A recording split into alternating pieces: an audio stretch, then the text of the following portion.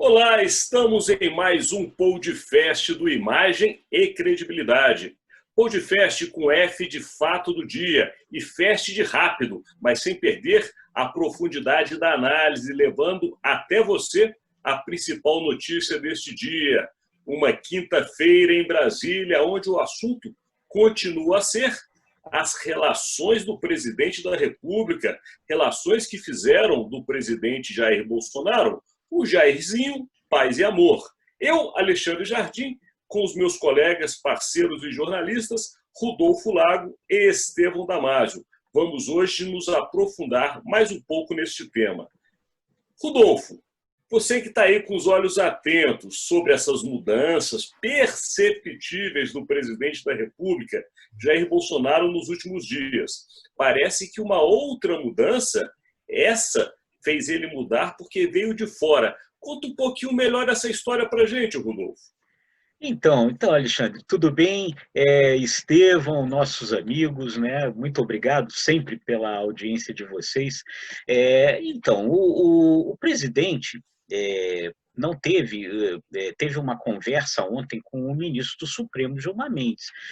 A gente até comentava ontem, né, que o presidente tinha pedido ao ministro da Saúde, né, para ligar para o Gilmar Mendes. Bom, ele próprio, o presidente, conversou com o Gilmar Mendes, o que vai mais uma vez na linha desse Jairzinho paz e amor, desse Jairzinho bombeiro, né, tentando contornar crises, né, esse novo perfil do presidente Bolsonaro, que de fato, como você falou, é perceptível.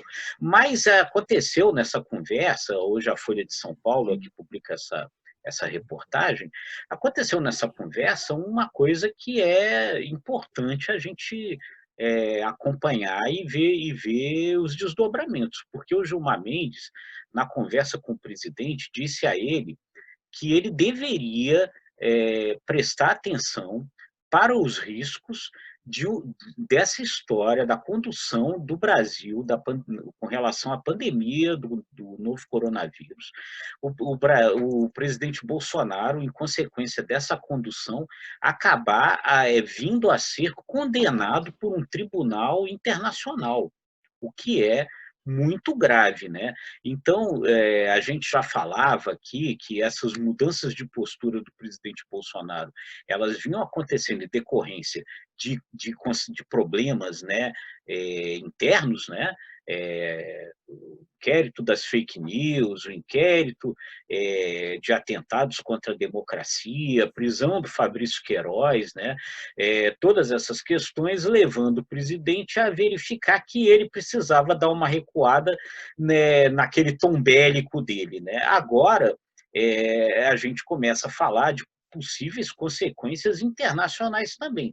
Já tinha as consequências econômicas, né, que já estavam aparecendo com relação aos nossos posicionamentos quanto ao meio ambiente e tal, e agora o Gilmar Mendes fala para o presidente o seguinte, que Gilmar Mendes, está lá em Portugal, né, nesse momento, e que lá em Portugal ele ouviu mais do que esperava, mensagens sobre esses riscos de evoluir processos contra o governo brasileiro, contra o presidente da República em tribunais internacionais. Essas denúncias, de fato, elas estão sendo feitas e elas são decorrência desse comportamento negacionista que o presidente teve e tem com relação à Covid-19, e aí, bom, aí a coisa ganha um outro patamar, né? Fica bem grave. É uma notícia realmente muito séria, Rodolfo, que você traz hoje aqui para o nosso seguidor, porque, de fato, nós temos hoje o tribunal internacional mais famoso, é o Tribunal de Haia, né? Que, inclusive, julgou casos importantes da humanidade. E justamente por quê? Porque são casos que acontecem em países, mas que afetam populações de outros países. É aí que os tribunais internacionais são acionados. Porque quando o problema é interno, você faz um absurdo que seja, mas afeta só a sua população, normalmente os olhos do exterior não são tão fortes. Mas quando começa a afetar uma população internacional, né, afetando outros países por uma possível irresponsabilidade de quem governa aquele país, os tribunais são acionados. Que alerta importante. Realmente, Rodolfo, é algo que deve ter colocado ele não tem, mas se tivesse as barbas de molho, né? Realmente eu imagino acho que ele isso. deveria, acho que ele deveria, né? Porque é isso, é como É. você está falando, desculpa antes aí do Estevão entrar, que aí você começa a ter a ideia, né? O Brasil é um país muito grande, né? É um país continental, né? Então, realmente, uma posição do presidente negando uma pandemia mundial, ela pode ter consequências internacionais graves, né? E aí eu acho que é nesse sentido o alerta que o ministro Gilmar Mendes fez ao presidente Bolsonaro, né? Então vamos ouvir o Estevão Damaso, porque a gente ontem já tinha falado, e o Estevão, inclusive, foi quem apostou nessa pacificação entre Gilmar Mendes e o presidente, entre o Planalto e o Supremo, e por isso que você está trazendo hoje de informação, Rodolfo, essa pacificação realmente está em curso. O que você tem a dizer, Estevão?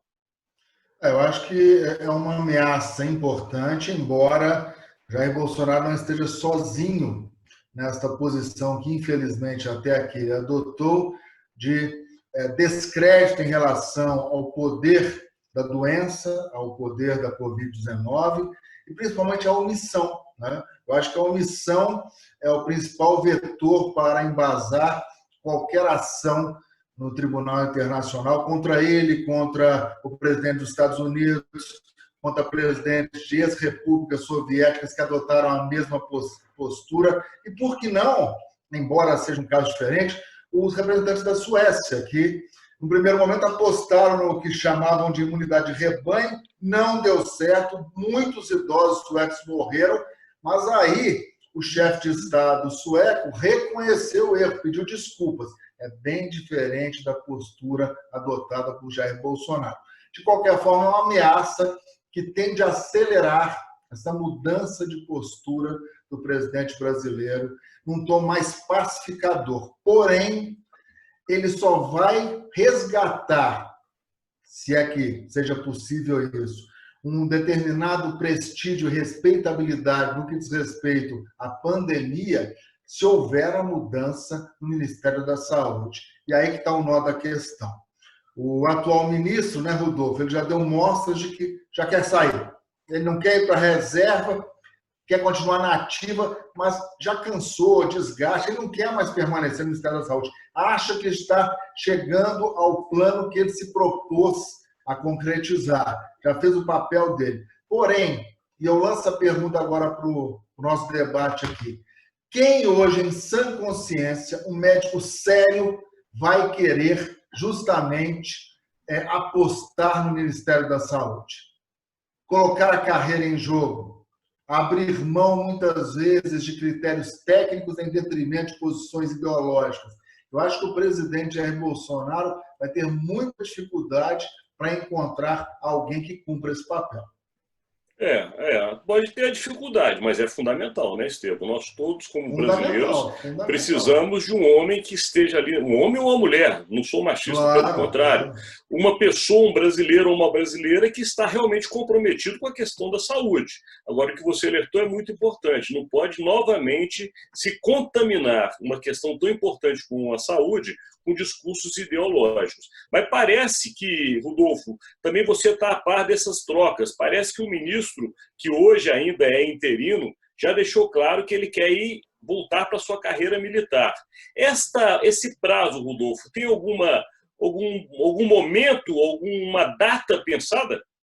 Então, o ministro, né, o ministro Pazuello, foi colocado para ele duas alternativas, né, porque ele está sofrendo uma pressão muito forte do meio militar, no sentido de que ou ele passe para a reserva para continuar ministro, ou ele deixa o ministério, né? Ele parece que não quer ir para a reserva, ele quer seguir na carreira militar. E aí, nesse sentido, ele ofereceu ao presidente o que ele chama de duas janelas para sua eventual saída, né? Ele imagina que há dois momentos aí que poderiam ser momentos que não ficariam ruim para ele, não ficaria ruim para ele deixar o ministério. Ele acha que agora, no final de julho, vai haver um momento, vai haver um momento de queda dos casos de contaminação no centro-norte do país. Então, ele acha que essa seria a primeira janela, sair nesse momento em que ele poderia anunciar uma queda no Centro-Norte. Depois, ele acha que, em meados agora do mês de agosto ou início de setembro, acontece a queda no Centro-Sul, seria a segunda janela. Então, ele oferece essas duas possibilidades aí para troca. Agora, o problema é que ainda não há um nome, e aí tem toda essa dificuldade que foi colocada aí por vocês, um nome para substituí-lo, né? Quer dizer, dentro do Palácio do Planalto existe hoje um grande temor no sentido de acabar acontecendo o que aconteceu até aqui, né? Escolher alguém que não siga as orientações do presidente, o presidente acaba tirando essa pessoa, né? O Pazuello já é o terceiro ministro da Saúde, né? Desde que a pandemia começou, e então o Palácio do Planalto tem o medo disso acontecer outra vez, né? De haver esse risco de um médico não acabar se submetendo a esse tipo de orientação. A não ser que o presidente, né, nessa linha paz e amor dele aí, depois de ter contraído a doença, ele também acabe um pouco mudando o seu posicionamento com relação a essas coisas. Aí a gente não sabe, né? O nome que está sempre colocado aí, sempre querendo, que já se falou algumas vezes, é o Osmar Terra, né? O deputado Osmar Terra, que é médico, né? Agora, o grande problema do Osmar Terra é que, a essa altura, né, ele errou todas as previsões dele, né? Ele dizia que nós íamos ter 800 mortos, né? Então, faltaram 3 zeros aí nessa conta, porque nós já estamos em 800 mil.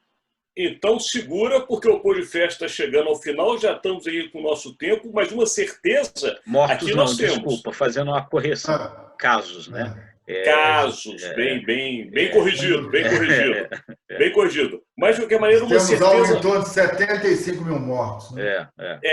Até ontem à noite, 75.500. É uma coisa absurda. Mas, de qualquer maneira, chegamos ao final do Pôr de Festa com a certeza de que levamos sempre a melhor informação para quem nos segue. Essa é uma certeza que nós temos. E a outra é que nós vamos ficar aqui de olhos atentos ao que acontece em Brasília para levar até você a melhor informação. A aposta do dia, para mim, não pode ser outra, em cima do que Rodolfo acabou de dizer. Eu acho, então, que o ministro da Saúde, o general Pazuello, permanece no cargo. É a minha aposta, até setembro. Vou esticar um pouco mais a corda. Qual que é a sua aposta, Estevão? Eu vou nessa mesma linha. Não adianta nada tirar o Pazuello agora sem que haja um nome com respeitabilidade. O Ministério da Saúde, gente, não pode ser simplesmente um anexo do Palácio Planalto. Bem lembrado. E você, Rodolfo, rapidinho, sua aposta do dia. Acho que permanece até por isso, pela falta de um nome alternativo. O presidente, ele testou positivo de novo para a Covid-19, então ele vai ter que ficar isolado mais um tempo, o que certamente dificulta ele fazer qualquer tipo de articulação no sentido de buscar um nome novo, né? Mas o isolamento está fazendo bem a ele. Vamos manter um pouquinho o presidente dessa maneira. Tá bom. Mas que tenha saúde. Não estamos aqui desejando o mal do presidente, não. Pelo contrário, queremos essa onda do Jairzinho Paz e Amor que está fazendo bem à nação. Até amanhã, meus amigos, com outras informações. Um abraço, gente. Até amanhã. Tchau.